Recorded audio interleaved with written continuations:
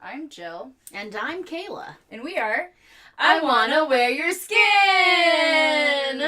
Woo! Oh. I'm very excited.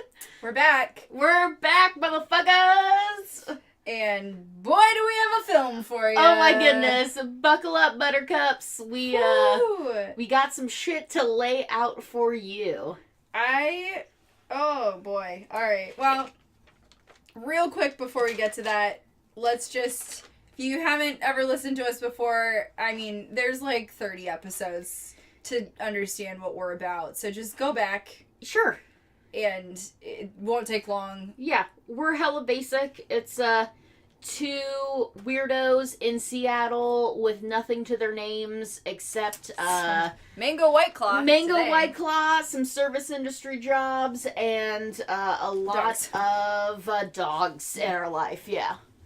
And now we have quite a bit of babes. Our babe score is kind of getting higher. It's ridiculous, actually. It's 3,480. That's 3,480 babes. Like, what? We're so close to being bigger than Bieber. I know, 10,000, it, is a lofty goal, but after getting so many, yeah, I'm like, that's achievable. We're gonna do it. Yeah, I mean, we're close to halfway, and the podcast isn't even a year old yet. Yeah, that's incredible. And I know other podcasts that have grown faster, but, we're very fringe. Yeah, the ones that grew fast were true crime and supernatural, and we review Lifetime movies. Yeah, no one's like, you know what I need someone to tell me about a Lifetime movie. Except for 3,480 of you. But then you listen to one of these episodes and you're like, okay, no, I can do it. Yeah, this is good. I'm into it. So we want to dive into it, but before we get into the meat... the juicy flesh of this movie. Gross. We want to give a shout out to all of our Patreon babes, because we love you and you keep us going, and we are really close to merch, so please be patient with us, but we are working on it. Yeah, but seriously, you guys are making merch possible. So... Yes. We thank you supremely for that. And if we get more Patreon subscribers, so if you're not a babe yet, become one, because then Kayla will make more food items with her feet. Yes. And we'll make videos of that. Yes, because the highest fleece blanket level is a demonstration of how to make a romantic dinner for two, a spaghetti dinner, with your feet. Yes. And you know you need it. Yeah, what else is there to say? We are doing the work that no one else is willing to do. No one wants this work. But Jill and I. Yeah. Here we are. And two babes. Babes. Okay, anyway, but who we love is Amanda. Boots Century. Brian. Derek. Kai. Karen. Cass. Kel. Yeah, that's two L's. Kel. All right. Leslie. Tony. We love you. We love you. All of you. You're just wonderful. Thank you for keeping us going. And just, wow. That's all I got. Yeah, for real.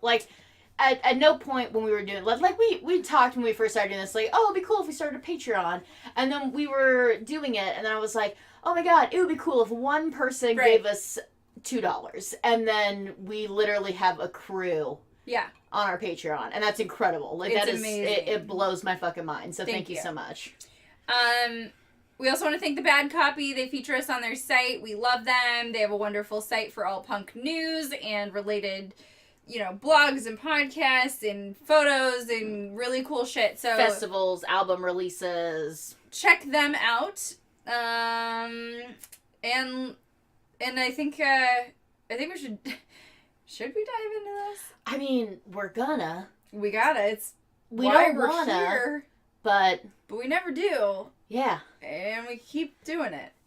I feel like this one is really gonna light this podcast on fire. Oh, you'll get it!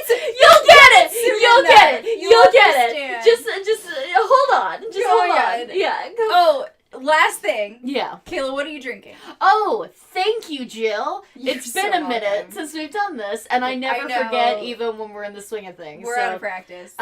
This week I am drinking a White Claw mango. Mm-hmm. How about you, Jill? What are you drinking? You know, it turns out, Yeah. same thing. Oh, wow. I know. Oh, wow. I know. Wow. It's all right. It's like we're sitting in the same room. Together. With a dog in between us. Yeah. And one really cute one on the ground. Yeah. And they're so asleep. And splitting a pack of White Claw. As you do on a Monday morning. Yes. You know, anyway. Yeah. Okay, so the movie that we watched. No judgment. No judgment. I don't even fucking care. No. Judge me all you want. Yeah, we're in our 30s. We don't give a, we drink whatever the fuck we want to drink. Care. Yeah. Okay, so this movie is called Nightclub Secrets. Oh. Sometimes Domino itches his face so much that he does the, like, the hind leg. His own thing. kicking? Like, yeah, he, like, gets it himself. Wow, honey. And that's adorable. Oh, you just gotta know, make, yes, that was you. That was you. Yeah. Okay. Nightclub Secrets, it came out in 2018, and wow. The synopsis is, after her sister dies while working as a bottle girl at a nightclub, Zoe takes up her sister's old job, hoping to uncover the truth. Which, sure. I mean that's fine. I wish that more Lifetime synopsises were actually accurate, because that was an accurate synopsis. It's accurate without spoiling anything. Without spoiling it, yeah. Yeah. So we've got Zoe, the quote-unquote living sister, played by Kate Mansi, and she has been on Days of Our Lives as well as other Lifetime movies. And How I Met Your Mother. One episode. Yeah. So, good job, Kate Mansi. She actually was great. She was on like 600 episodes of Days of Our Lives. Yeah. So I thought she was actually great. Yeah, for like spawning like 9 years. She's a professional actress. She's believable in her character. She did great. Yeah. Then we've got Rachel, the quote-unquote dead sister, played by Rachel Hendricks. And I just wrote down she's been in quote-unquote movies. So that would just be any D-list movie you could think of. Rachel's been in them all. Like, her IMDb list is super long for someone I've never seen before, because she's only been in things that I've never seen before. Yeah. And then there's just some other periphery characters that, whatever. Let's just... Yeah, it doesn't matter. So, here we are at yet another movie that begins at almost the end. Yes. We see this, like, outdoor scene. There are unopened bottles of liquor, and turned over empty champagne glasses. Well, they're, like, plastic ones, which is weird for the scene. Yeah. But whatever. And then all of a sudden we see this woman running towards this outdoor area. And she's writing a suicide note. Mm-hmm. And it says something to the effect of, like, I'm really sorry. I know too much. This is just better for everyone. Yeah, she said this will just be easier. Yeah. Which, will it? We'll learn soon enough. All right. She writes it on a napkin and then takes a bottle of rum and sets the scene on fire. So the first question Jill asked me, which was a very valid question, so I wanna highlight it, is, wouldn't that suicide note burn up? You'd think. Yes, it would. It would. And audience. Even when we get the answer, it doesn't seem likely. No, not at all. But you know what? Nothing seemed likely in this movie. Mm-mm. Absolutely nothing. The secret of this movie was that it was unbelievable. Yeah. Beyond. I mean, if you are a Patreon babe, we watch the movies live in our private Facebook group, and I don't think we've screamed that much. We haven't screamed that much in a really long time, We made my dog very nervous. Yeah. Because Ridley it was just so unbelievable that both of us were like, what the fuck is happening? In fact, I'm pretty sure that I missed, like, the last quarter of the movie because we couldn't stop being like, how? What? Why? Why would you... I've still not...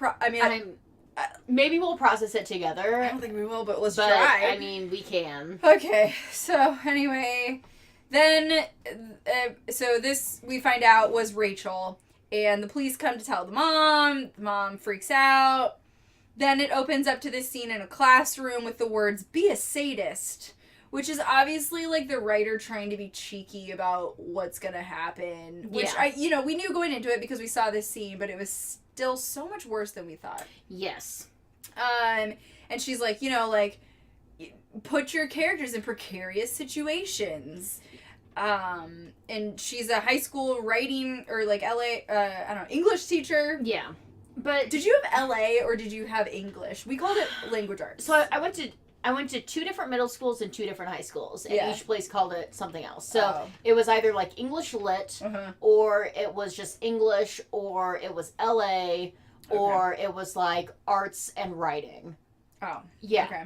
Yeah. But anyways, Zoe's a high school teacher, and she's quoting a lot of Kurt Vonnegut. Yep. Inaccurately, I might add, in order to inspire this classroom of teenagers who are just... don't fucking care. Just dying to leave this classroom to really, like, put some meat into their creative writing. It also seems... I don't know. Like...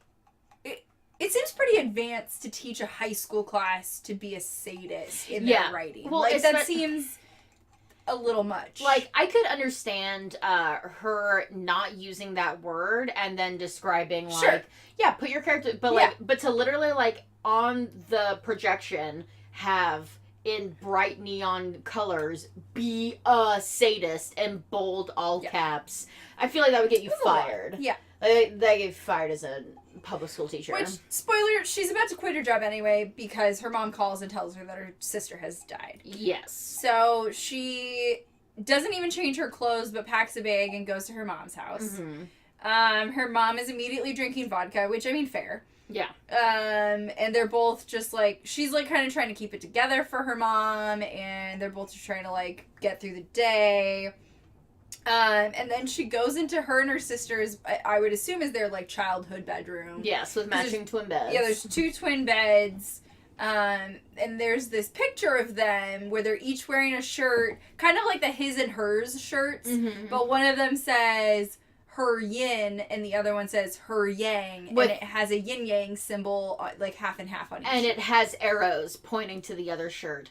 It is the stupidest shirts I've ever seen in my life. They're white. Yeah, that's it. They're white, and they're dumb, and they have bad taste, and you know what? That's these girls. I was white and dumb. Yeah, sure. I mean, I'm not saying I'm, like, evolved, but yeah, like, they were a little older than I would have assumed. Yeah, this is a photo it was of, just like, weird. college-age girls. Anyway, then, Zoe goes to Rachel's work, which she was a bottle girl at a nightclub. Nightclub secrets. And she meets the, like, hiring dude, Mickey, who seems to always be hiring people. And, like, I mean, I work in a restaurant. I don't know what the turnover is for bottle girls, but it must be nightly there because it seems like it. Hiring someone every day. Yeah. I don't know how quick their fucking training process is. It seems like one day. Anyway, she learns, he's, like, teaching these new girls how to be bottle girls, and he's like, I hire everybody. Percy is the boss of the place, and she's hanging out behind that curtain over there. You'll never see her, but she's the fucking boss. Yeah, and she doesn't want to be bothered by you. She does not care about you. I care about you. If I like you, you're hired. If I don't like you, goodbye. Yep. Like, don't bother her. Yep. So then Zoe wants to just know more about what Rachel was doing, I guess, and she meets one of the dudes, and he's like, oh, I really liked Rachel, blah, blah, blah. And then Mickey gives her, like, Rachel's personal effects and her last paycheck, and Zoe's like, wow, I went into the wrong profession. You didn't. Then she goes back home, and her mom is like, I don't think she killed herself. Yeah. Also, her mom is low-key an alcoholic. Like, yes, she's drinking heavily because she just lost her daughter, but that's constantly thrown around a lot. Like, her mom drinks too much. Yeah, they are insinuating that it's not just because of this, right? Yeah. Like, they insinuated it a few different times, either in flashbacks or in present day, that, like, her mom's a drunk. And so... Which really doesn't have much of a place in the story, honestly. Like, it's just kind of a throwaway plot point. Yeah, which we see time and time again. So, like, it almost is, it's starting to become a thing where I almost don't even pay attention to it. I'm like, it just doesn't matter. There's that drunk like, mom. okay. There's that alien dad. There's that Sasquatch sister. Like, it's fine because we're never going to address it or talk about it, and then it just goes away. Throw it on fire. Who fucking cares? So, Zoe and Rachel's mom, who is an alcoholic and is obviously grieving and a little unhinged during the situation, is having a hard time believing that Rachel's suicide note was actually written by Rachel, because they have a copy of essentially like police photographs and crime scene information, which I thought was surprising. They have a folder. Yeah, of just like everything the police have, which is... Doesn't seem like you would have that. No, not days after. No, and she's like matching that to Rachel's actual diary. Yeah. And she's like, that doesn't look the same. And Zoe's like, it's exactly the same. Yeah. So Zoe takes the diary and like calls her mom out for drinking a little bit too much, and then takes the diary back up to their room. And she has a flashback of Rachel visiting Zoe at school. Now, we thought that this was Rachel visiting Zoe at the school that she was teaching, but she had a backpack on and was carrying books. So it was also like, is she at school? Is this when she was in college, going to school to become a teacher? I think that she was teaching. She just had like a bunch of books. Okay, she just like looked like a student. She just like looked dressed down. None of this made sense. There's this like underlying plot point also that Zoe had left the family. Had abandoned the family. Right. Yeah. To go teach. Which is... pretty whatever. Yeah, you're over 18, you go to college, you have a career, like, what? And she was just like, I'm moving out of mom's house, you should probably do that too. And then she's like, what the fuck? Yeah, like, how could you leave this family? Like, it's not unusual for, like, adults to live with their parents by any means, but it is unusual to claim abandonment of someone who chooses to move out when they're an adult. Right. And I mean, maybe she had, in some context, abandoned them, but they didn't explain that. Mm-hmm. Like, that was the only context we were given. Yeah. Was that she went to go teach, and that was her abandoning them. So, like, I don't understand it, but whatever. And we also get the feeling... We don't really need to understand it. No. Once again, I'm probably harping too long on a point that doesn't matter, because that's just Lifetime. None of it matters. But Rachel, you can tell by this scene that Rachel looks down on Zoe, but Zoe obviously thinks that she's better than Rachel and her mom. Oh, yeah. So, you know, like, it's kind of one of those where, like, there's just contention there because each thinks that the other is kind of a piece of shit. They just live different ways and obviously don't know how to talk to each other about how that's okay. Yeah. But whatever. It just doesn't matter for the plot point. So then it shouldn't be funny, but they have the funeral, but it's like in their carport. Yeah, it's in their carport. It's in the place where you park your car. Yeah, it's just like they have this whole house that's very nice. It's beautiful, and the huge backyard. That's beautiful. That's where they have. That's where they held. That's where they held the like all the food and like the wake afterwards was in the backyard. But the funeral itself is in their carport. It's very, I don't know. It was just really weird. Go ahead, put your head on my leg. So they have this. There's some dude Larry there who comes up to Zoe after and is like, Rachel shouldn't have died. I have something to tell you. And then all of a sudden, her mom's in the other room like, why are you here? To some dude named Richie. And then everyone's in a commotion. And then people leave. And then we wake up and Larry has been found dead in Richie's pool. Yeah. And Zoe goes in and is like reading. So here's the thing. Zoe has Rachel's diary. Full diary. The whole thing, except for a few pages that she's ripped out. And instead of reading it all at once to take in all of the information, she takes it in about a page at a time and then takes action. Yeah. So if I was investigating a suspicious death of a family member and was left a diary, I'd read the entire diary before I decide to proceed. You know, we're not cops. We're not. We're not detectives. We're not. Maybe that's how you do it. You go one page at a time, you investigate, and then you come back and you're like, oh, shoot. That didn't work out. I don't know. Like, die and leave me your library diary. It is, I mean... And I'll just play it by ear. Yeah. We'll see how it goes. It's fine. It's not a big deal. Honestly, sentence by sentence. I want to see it. It really was. So, the page that she reads first is where Rachel meets Richie, who is a billionaire, I think? I don't know. A billionaire, yeah. yes. And she meets him at the bottle club, and she falls for him, even though he's married. Yeah. He tells her he loves her, she loves him. And then she finds something out that she doesn't want to be true. Mm-hmm. And that's where she stops reading for the night and decides to take action. Which is very bizarre. And the way that she wants to take action is to find out more about the club, and the way that she's going to do this is to get invited into the club from a party that dudes that go to the club are invited to, and then they go to the club afterwards, because this is the most efficient way to get to the club. Yes, because the men have money, and if like an attractive lady can hook one of these money guys, then they will automatically get into the club with them if they go with them. Yeah. So that's the idea. Initially. And she goes to this party, and there's a dude, and he touches her once, and she's like, hold on a minute, goes outside to her car, takes a breath, comes in, takes a shot, and is like, let's fucking do this. And it's a creepy British dude. Oh, no. Oh, goodness.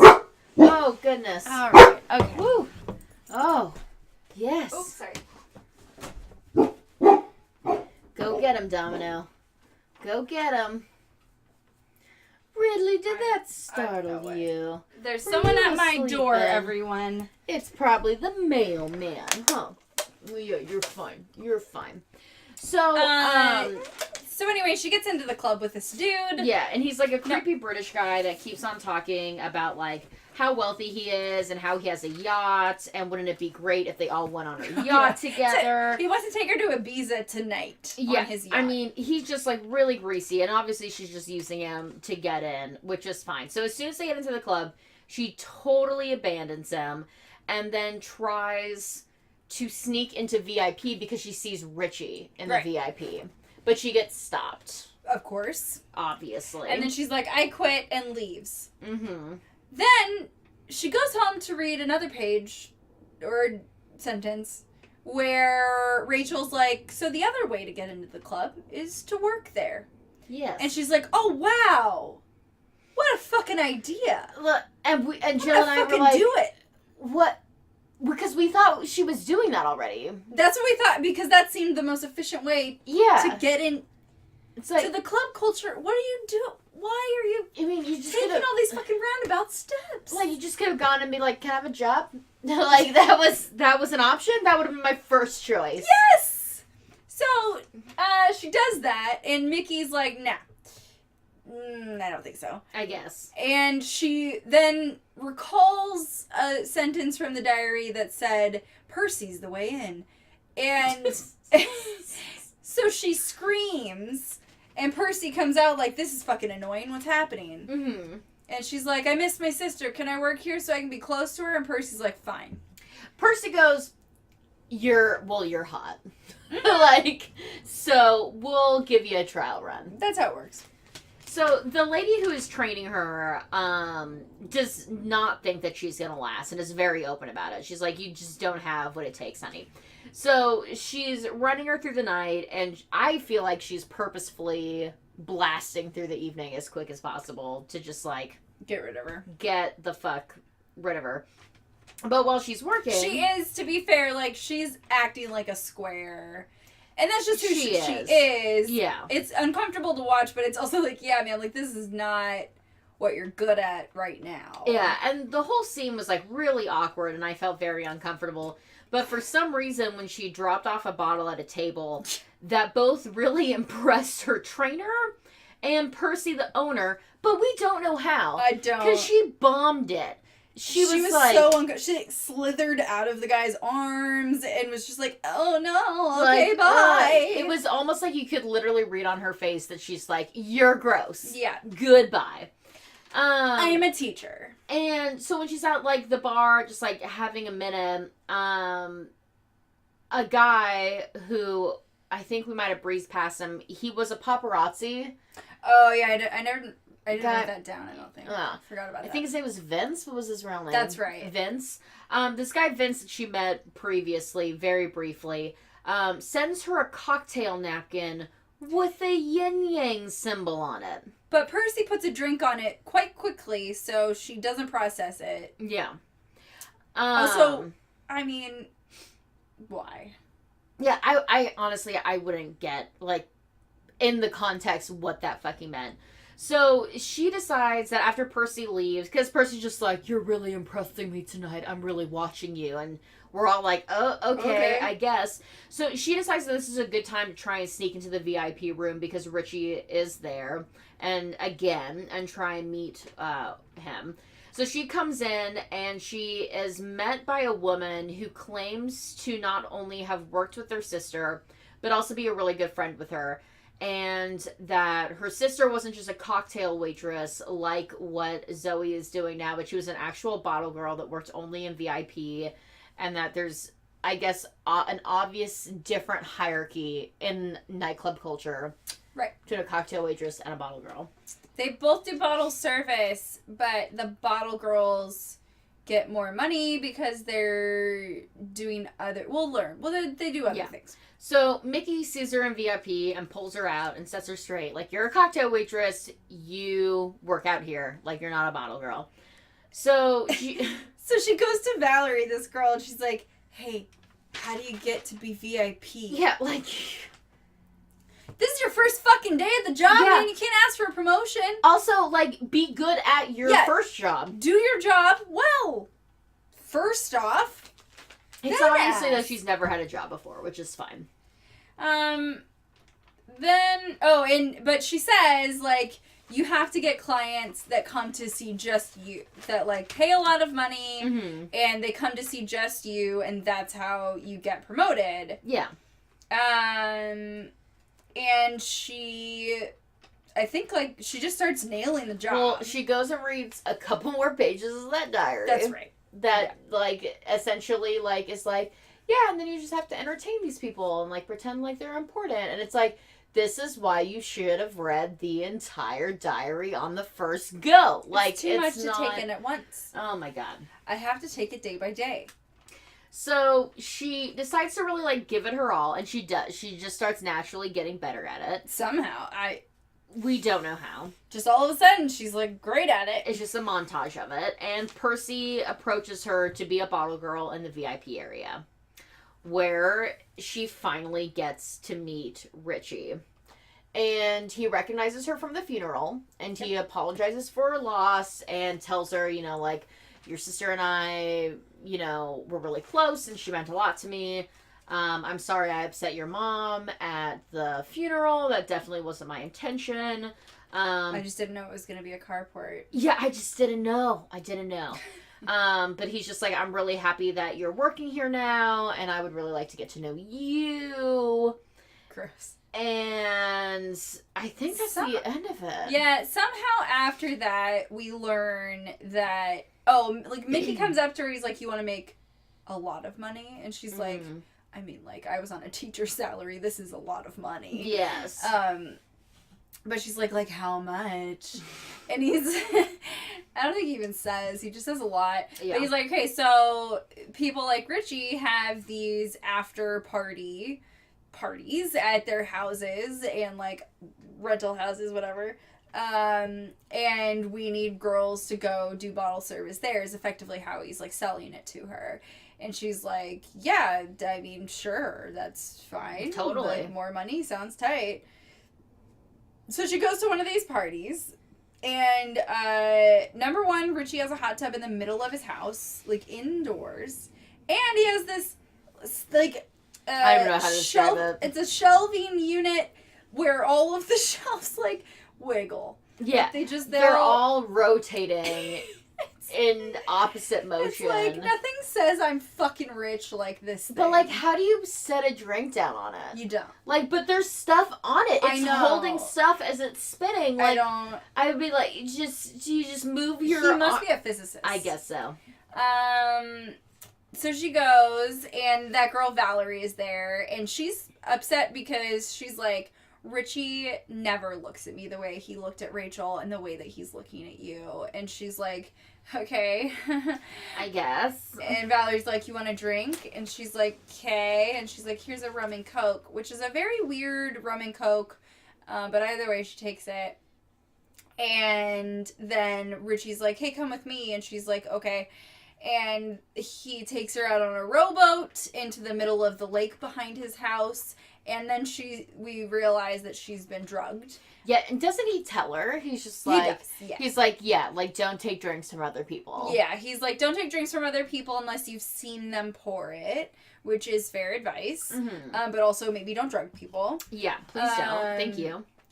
And then she is like, did you kill my sister? He's like, no, but I'm going to kill you. And then he says, wealth is silence. Or silence is wealth. I don't know. Something like that. Something like that. And he's like, so I'm a wealthy man. I guess silence is wealth makes more sense. Yeah. And throws her over the rowboat and rows away. And then we see paparazzi Vincent coming to save her. Yeah, dives into the lake, fishes her out, CPR, whole 9 yards. And then she wakes up in proper pajamas on a couch in a house she does not recognize. There is a serial killer murder wall with missing women on it. Which has to be a terrifying way to wake up. Like, not only, like, were you drugged, yeah. you probably don't remember what happened to you. Which she acknowledges. Yeah, but Yeah. you wake up and the first thing you open your eyes to is a serial killer wall. I mean, we're talking, like, red yarn pinpointed to missing women and on a news map articles. and, like, newspaper clippings. Like, it looks evil. And, you know, she just woke up after being roofied. Yes. So she's fucked up. Yeah. And he's like, it's okay, you can trust me. She's like, what the fuck are you talking about? And then her fucking sister walks down the stairs. She's alive. Who knew? What? Well, Vince knew. Well, and this was honestly a twist that I wasn't seeing No. coming our way. Because, like, We didn't sometimes think they it through. hint towards the Yeah. twist, but this one was really organic. We didn't. Like, I had no idea. I bet we could have, but we didn't. Yeah.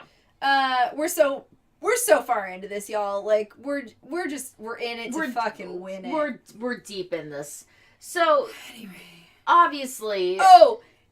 She comes downstairs and says, I'm your yang. Oh, which I didn't write down. So I missed it. But that's Why is that the fucking fucking gross. thing that they use to like, tie them together? I don't So know. Stupid. So, obviously, Zoe is incredibly upset, and Rachel... And also still fucked up! Yeah, oh yeah, like, I don't know if anyone has been unfortunate enough to experience being roofied, but the next day you wake up still fucked up. So...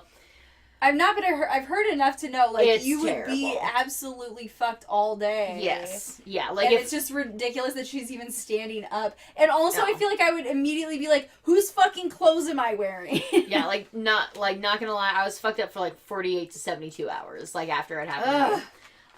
So, her sister explains that Mickey, the guy who oversees, like, the girls at the club, and Richie... run a human trafficking ring of girls. And I have to say, they explain this in a very weird way that is not clear. Like, I have really succinctly, like, lining it out, but they showed us a 20-minute clip of nothing that I understood, and then at the very end, I was like, this is human trafficking. Oh, they're using those women for sex. For sex, because they don't explicitly say that. And sometimes paying them. Yes, and sometimes paying them. So they Richie's always getting, or Mickey's getting paid. I don't even remember. Because Richie is actually running the human trafficking thing, and Mickey is funneling girls towards him. That's right. So he's getting paid for it. Yeah, so both of them are getting paid hand over fist. So Rachel became Richie's #1 girl, and she thought that they were in love and really serious, and she also thought that these parties were just that literal parties full of wealthy men. and attractive young women, and that she was aware that these women were being paid to be there and paid to entertain these men, but she was not aware at first that these women were being drugged, that these women were being human trafficked later after they were drugged, that these women were being abused, and that the longer she was in it, she started to realize it. And I think, we were kind of talking about, like, I can see, like, if you're in that, like, one of the women in it, I'm sure that they're manipulating you in a way where it isn't initially clear. Yeah. And, you're kind of a part of it also, like, is that my puppy? I think so. And so she doesn't initially, like, understand it, and then she does, and that's where, hi, puppy. Oh, is there a puppy behind that door? Oh, it's a puppy. Hi, puppy. Hi, good boy. You're back. Hi, good boy. We missed you. Did you have to go bork a little bit? Have to go bork a little bit? There was an intruder. It's okay, handsome man. You're okay. And then, at some point she journals in the club. Yeah, she's journaling in the club. And she's saying, Zoe, I was just so worried that they were going to find out that I was writing all of this down. As she's writing all of it down in the middle of a nightclub. And then ripping the pages out in the nightclub. In front of people. To save. So, he's literally watching her do it in the night. There's no people there except for the people that work there. No, so she This says, is how we were the whole movie. Yeah, what? Like, what? So then she decides that she's going to try and leave Richie. And Richie tells her, you're my number one girl, and you won't let her. So... And also, I think he must have threatened her in some other way, because, like, we know that he's killed people. But she must have known that at some point. And that is the problem, is that we were exclaiming so much in the last portion of the movie that I didn't see. Yeah, he could have been very threatening. But here's the important part. Yeah. So... We're back to the scene we saw in the beginning. So it's an outdoor scene, overturned glasses, spilled bottles, full bottles. And it's the backyard of Richie's house. Of Richie's party house. Yeah, the party house. So Rachel is expressing that she went down to the lake to try and clear her head because she's freaking out. She doesn't know how to get out of the situation. She doesn't know what to do. And a girl that she says was from Colombia stumbles down to where she's at, near the lake. It's like a seating area, like an outdoor gazebo. Yeah. And she overdoses in front of Rachel. This is what she says is happening. Yes. She's like, she overdosed, and I knew she was dead. And we see Rachel go to her body, not check her pulse. Like, she falls to the ground. With, like, a little bit of spit up. Yeah. And it's like a second later, she's dead. She didn't even, touch her. She didn't check.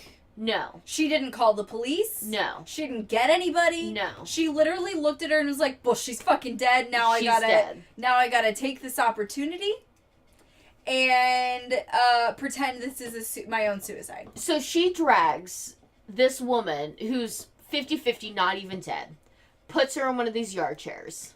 And also... 50-50, whatever seat she's in maybe could have been revived. Yeah. No, 100%. Like, if she just would have performed CPR, she probably would have woken the fuck back up. Like, turned her over? For real. Listen, I don't know how overdoses work. Like, I don't. But I don't think that any of this was the appropriate response. Also, it could have also not even been an overdose. She could have just passed out. She would have been, so fucked up that she passed out. Either way, here's what happens. Rachel pulls her over. Yeah, takes her over. Writes this note. Yeah. Sets it on another chair, apparently. Yeah, a bit of ways, which wasn't shown in the first one. No. Takes a bottle of rum, throws it everywhere, and lights it on fire. And throws it on this maybe dead, probably alive girl, and sets the whole thing on fire. We watch this girl go up in flames. While Rachel lit hides. her on fire! Within less than 5 minutes, y'all. Like, I mean, it was like, she saw the spit up and was like, here it is. Like, I can't even wipe my own fucking ass in 5 minutes. And this woman burns someone alive instantly in 5 minutes. Here's what she says. She was my miracle. She was my savior. So we then see Rachel hide as Richie and his crew of dudes comes down and see the scene. And they're like, oh no, and they're like, we can't do anything. Rachel, we can't. Yes, you can. You can do so many things. She just lit that fire. Yeah. They She's showed not up even engulfed. immediately. So they drag Richie away, and that one guy, Larry sees Rachel the actual hiding. Rachel. Which, if I was Larry, I'd be fucked up. I'd be like, Also, who's this girl in this fire? Yeah, why would they? How did they know? How did they assume that was Rachel? Curly, long, dark hair. That's literally it. Because they saw her from behind. Like the body was from behind. Like, no, she was sitting in the chair facing them. No, she was sitting in the chair facing away. She was facing the lake, and they rolled up behind. They just saw her hair. I'd put money on it. I'd put a quarter on it. Either way, a quarter. They still were like, let's not investigate any further. No. That girl's dead. No, which either way, facing or not facing, fucked up. I mean, fucked up. And she's telling her sister this story, and Zoe's like, I understand. I understand. You murdered someone. Yeah, this makes sense. I would have done the same. Would you? Would you, Zoe? Would you light a bitch on fire in 2 seconds flat? Can't put those two dots together. I mean, it just was... That was a fucking stretch. Yeah, so that's how we lost the last 20 minutes of the movie. And then I came around 20 minutes later to them saying, like, so, because, like, this guy, Paparazzi Vince, as I call him, we're like, why is he involved? Like, what does he care? Turns out his sister was a bottle girl, not at this nightclub, at a different nightclub, and she was human trafficked, and he doesn't know where she is. No, she overdosed. Oh. Yeah, like she got involved in a similar situation, and then they found her overdosed in her apartment. Yeah, that's right, because then I was like, did they light her on fire? Which is fucking awful, but it's just like, how did they... this movie is so fucking ridiculous. So that's why he wants... And that's why he's invested. Which I guess makes sense. Anyway, so, yeah, that's why he wants to take down this club, I guess. Yeah, that doesn't make any sense. Then they're like, okay, so here's how we're gonna do it now that you're involved, I guess. Yeah. I don't know. They were like, Larry had texted me being Rachel, all of these facts about Richie, like, yes, he's involved in human trafficking, yes, he's drugging these women, blah, blah, blah, blah, blah. She's like, so I need to get my phone, which I just need to point out is an iPhone. So, hi, if you have an iPhone and you also have another Apple product, or you can go to an Apple store, it is highly likely that you can sign in with your Apple ID and get your messages. Yeah. Yeah, I only have an Apple, I only have an iPhone. I don't have any other Apple device, but everything on my phone is backed up to a cloud, so when I get a new phone, the entire history of my phone is uploaded right back onto my new phone. And I'm pretty sure no matter what, you can go to your cell phone provider and be like, yo, can I get my text messages? Yes. Right? All of them. All of them. Cops do that. Yeah, all the time. So anyway... Whatever. But they're like, no, we need the physical phone. So they... it's not 2018 like this movie said it was filmed in. It's 1995. But they have an iPhone 8. Ooh. Anyway, so they're like, let's break into Richie's house and steal it. I know exactly where it is because Rachel hid it under a pillow like 2 months ago when she burned that bitch on fire. Which is like how... I don't know. Oh Whatever. my God. So they go, and then the cleaning people and Richie come back, and they hide in a closet, and then they see Richie, like, the cleaning people find the phone. This is just so fucking convenient.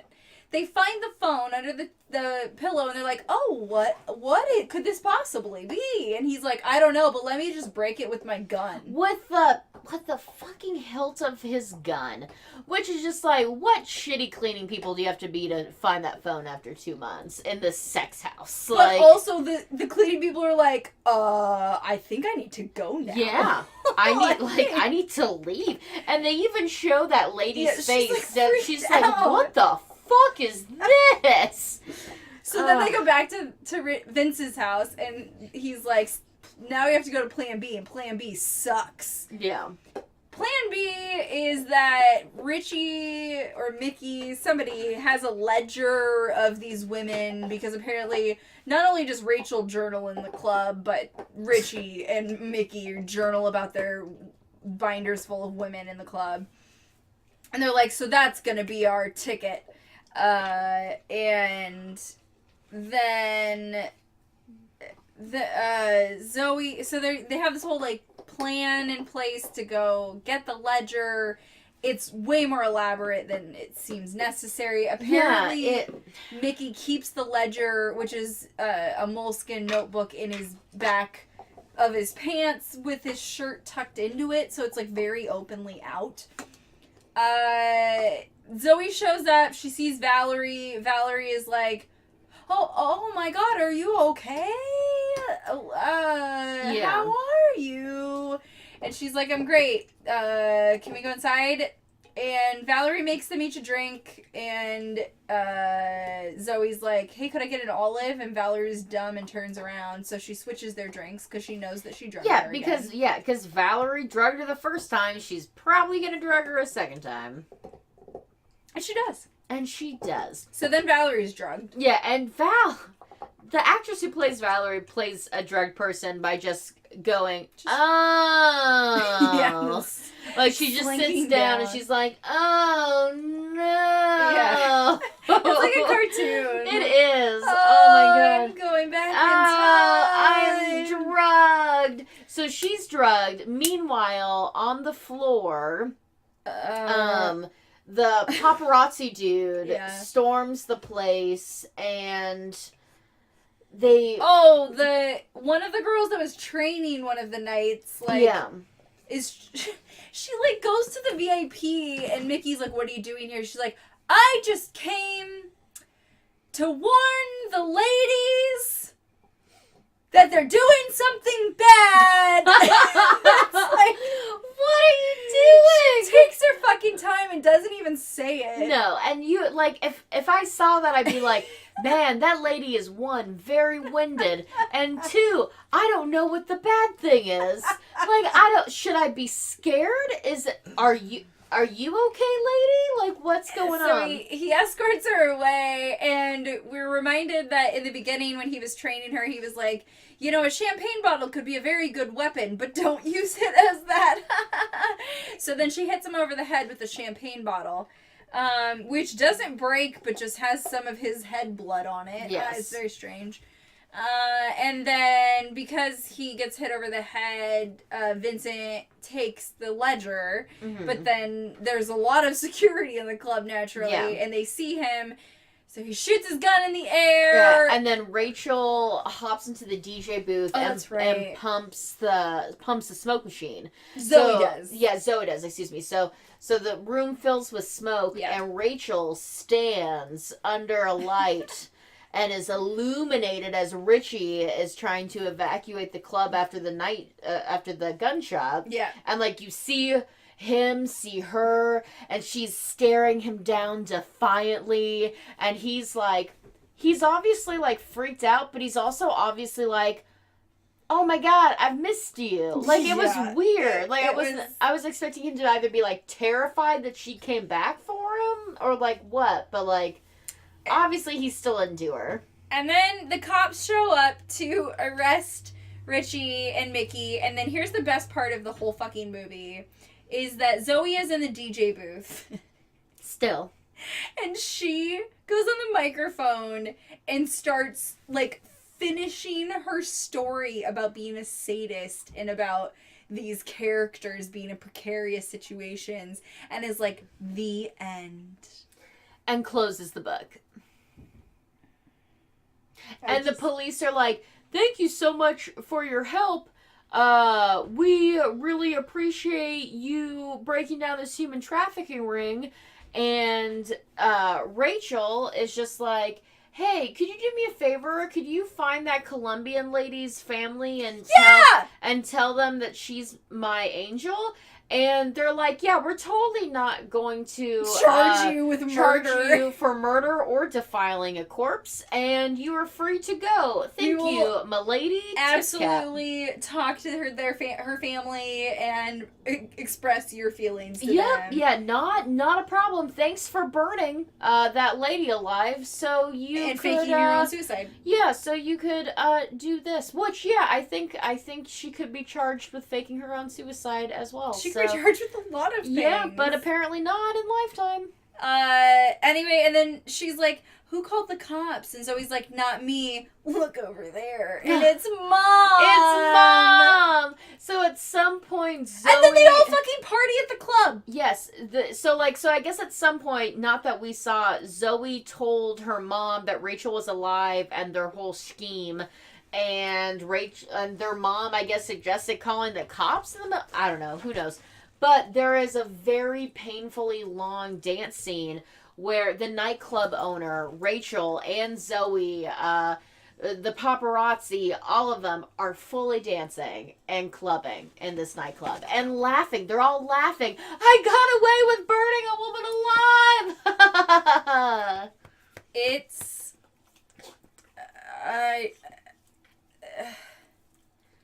there was a moment where I thought it was the best movie we've ever seen. I don't know that I feel that way anymore. I know I don't.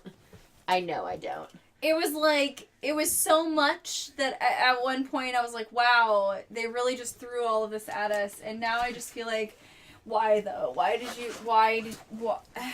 you make this movie?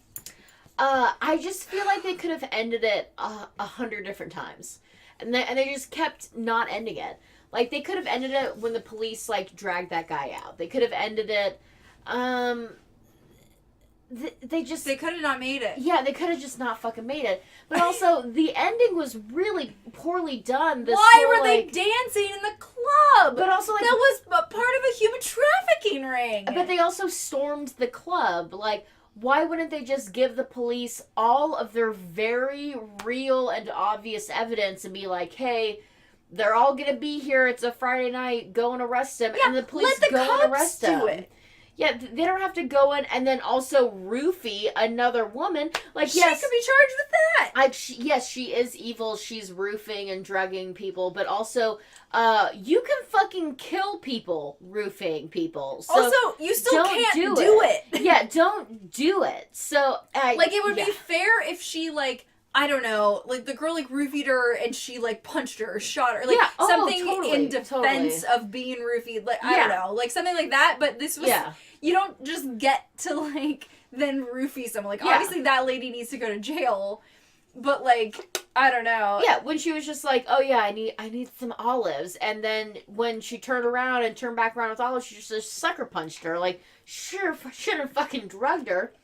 And look, obviously we are indefensive victims everywhere. It was just, like, legally these things that they were doing they're not just gonna get away with. Like, I'm not saying... Yes, you are. In a Lifetime movie. Well, yeah, I know, but I'm saying, like, in real life, like, and not that that girl doesn't deserve... whatever. Like, we could argue that all day, but, like, they would both be in jail. Yeah. Oh, yeah. That movie was ridiculous. I can't believe she lit her on fire! No, just the fact that she lit her on fire. I'll never, like, because obviously they, like, burned a mannequin for the scene. I will never forget seeing a full mannequin just engulfed in flames. And just no one in the movie addressing how fucked up that was. It said, like, oh, this girl passes out 30 seconds later, I set her on fire. Like, that is legitimately the route that you're gonna fucking go. All right, man. All right. I mean, it was... what a fucking movie.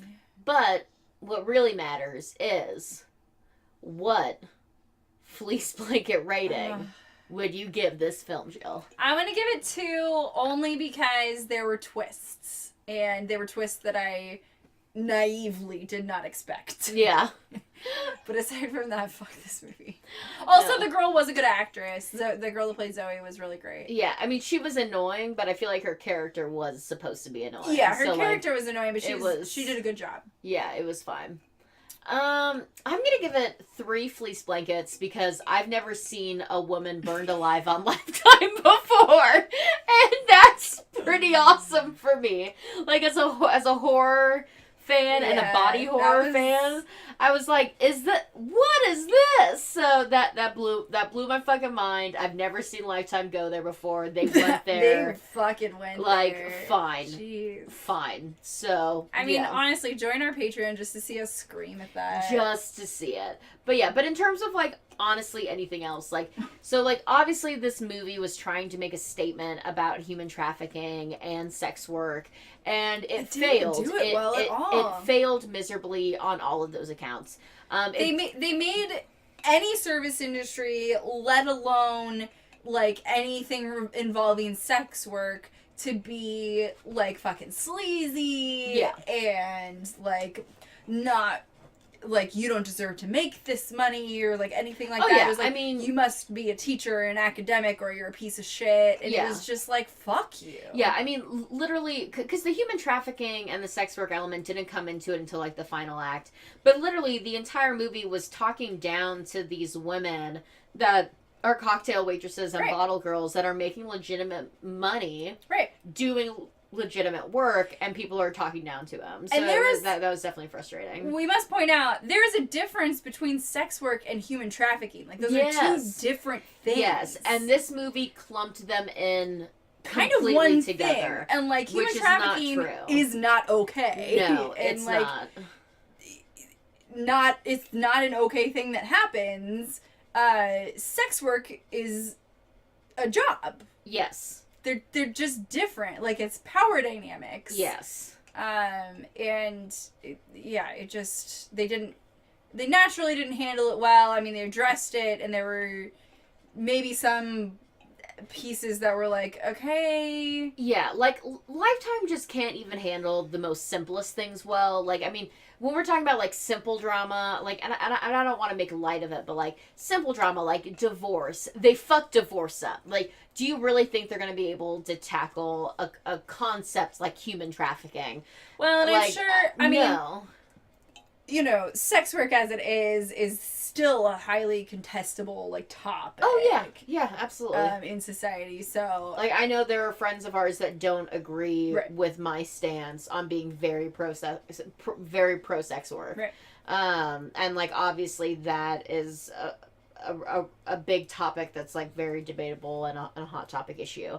But our point being, again, is that if you are in control and you have the power in the situation, then you can make money the way that you want to make money, as long as you're not exploiting other people. Yeah. In general. And I believe that people get to sell their labor in whatever form that looks like in order to support themselves. Right. However they feel like. So if you want to sell your labor making coffee, if you want to sell your labor working in a factory, if you want to sell your labor being a lawyer or a doctor, if you want to sell your labor having sex, that's your choice on how you choose to sell your labor to support yourself. And it's none of my fucking business how you choose to do that. And I just want you to be safe. Right. And it is not okay for someone to sell your labor. Exactly. Yeah. Like, that's the difference. Just as long as we're clear in terms of, like, because when people hear that I'm pro sex work, they then immediately ask, like, followed up with, like, how do you feel about pimps? And I'm like, you mean, how do I feel about people that exploit someone? Right. Like, what do you think? How do you think I feel about that? Right. So, yeah, there's a difference. Those are our differences and our opinions on it. It's fine if you have your own. But I won't challenge you on it. This movie was not the conversation to enlighten. No. You this was. I mean, it definitely like brought up, you know, like this element of an underground sex trafficking ring that can happen in. I would imagine it does happen in these circumstances, like in nightclubs or something like that. Obviously, I wouldn't say all of them. I have no idea. No. But is something that they made it. I feel like they did do a good job of, like, showing you how it could easily escalate. Yeah, like how it can snowball. Right, and how you could get, like, oh, well, I'll just, like, do this extra party, and then, like, I'll meet this guy, and now he's paying me, but we're also having sex. Yeah, but, like... And there are elements of that where it's an even exchange, again. Yeah. And then there's elements of that where the girls were being drugged, and it was obviously not consensual. It was not an even exchange. And I think that they did an alright job at, like, explaining that there are blurred lines, and that those blurred lines need to be very clear. Yeah, but does that make sense? What I'm saying? I feel like I was a little... No, it does make sense. It's just it needs to be followed with. But Lifetime didn't do that on purpose. No, like these were like, well, maybe, I don't know. I don't think so. Lifetime just like chooses a hot topic issue and then barrels their way through it. Like I just don't think that Lifetime has the grounding to stand on to talk about these kind of topics. I think but they're gonna try. They could. I guess I just didn't. I can't trust their perspective in this movie. No, because they set the woman on fire. Yeah, it's hard to come back from that. It's hard to take this movie seriously based on that. Like such a fucking leap. I mean, maybe in the writing they were like, oh, she like walked up and then it was like 20 minutes later, but in the movie it showed like literally she was like, oh shoot, she overdosed, I'm gonna catch her on fire. It would have been different if this lady like faked her own death but her body was never found, right? You know, and she didn't involve like an innocent person. She didn't use an innocent person to fake her own death by killing her. So it's that would and then if Lifetime then had like a really provocative but then also powerful statement on human trafficking and delved more into that, then this would have been a powerful movie. But Mar Vista and Lifetime doesn't make those kind of movies. They could have even had just an end scene where it was like, hey, if you think you might be involved or someone you know might be involved, like, here's a number to call. Yeah. Like, you know. If that was truly the statement that like they were trying to make. Yeah. And that would have been just a small change that would have been like, oh, okay, like this is a serious issue. Like they dealt with a serious issue and then just burned someone. Yeah. It was, but I don't know. Anyway, so. It didn't feel like that. That was the movie that we watched. I guess. Don't know what we're going to watch next. I hope it doesn't involve human trafficking. I can tell you that now. Didn't expect that. No. I didn't expect it to be done so poorly either, so that was disappointing on two fronts. Didn't expect that? I mean, I expect it, but I just hope, like, just whenever I see, like, an actual serious topic be brought up, like, I'm always like, please don't fuck this up. Like, please do this justice. And then they don't. And then it's like, what are we doing? What are we doing? Trying to get better content for people is what Jill and I are hoping to do with why we're doing this podcast. Yep. All right, well, we've got to wrangle our dogs, I guess. He only wants to dive through the computer. You know, there's another way. Go that way. Bye. Wow. Okay. Well, that was that. That was it. So, thanks for listening. We'll be back next week with a whole new movie. Yep. Hope you don't get lit on fire. Join our Patreon so you can watch live with us and hear us scream. And, okay, we love you. We love you. Bye. Bye.